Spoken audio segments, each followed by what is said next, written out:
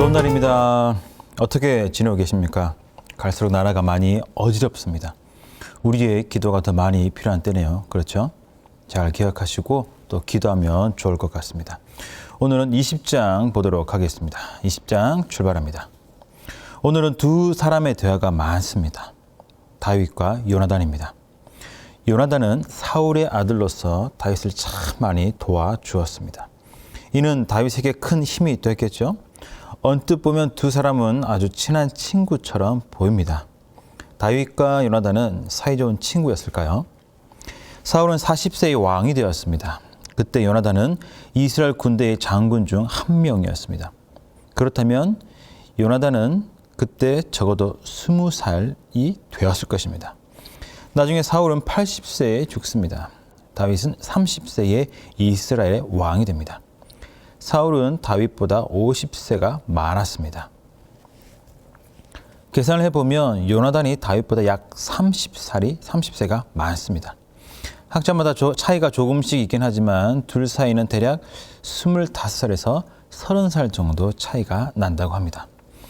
이 정도 나이 차라면 친구라기보다는 삼촌 혹은 거의 아버지뻘에 가깝습니다. 그렇죠?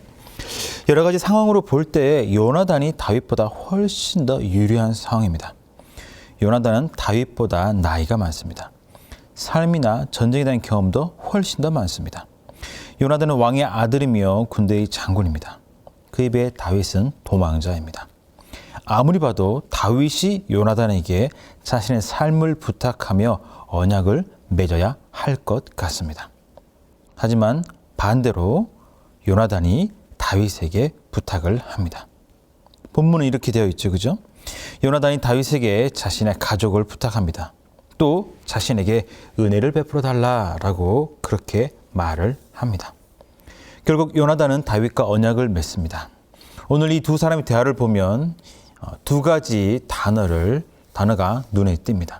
첫 번째 단어는 7절, 13절, 21절에 나옵니다. 바로 평안이라는 단어입니다. 히브리어는 샬롬이죠. 샬롬은 하나님의 백성이 하나님과 맺은 언약을 통해서 누리는 삶의 상태를 말합니다. 단순한 평화가 아니죠. 샬롬은 하나님이 주십니다. 누구를 통해 주실까요? 영원한 제사장의 직분을 가진 예수 그리스도. 그분을 통해서 우리에게 주십니다.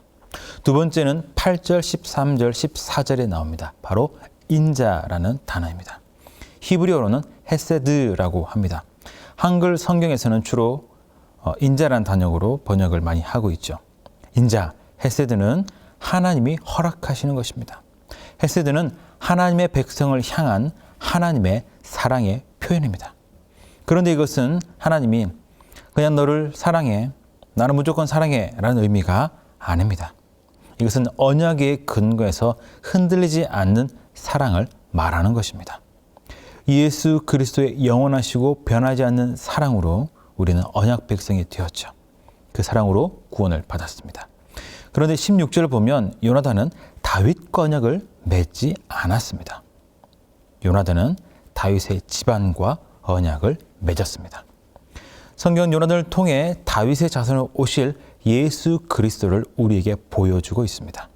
성경은 요나단을 통해 우리에게 참 평안과 참 사랑과 참 생명은 오직 예수 그리스도 안에 있음을 보여주고 있습니다.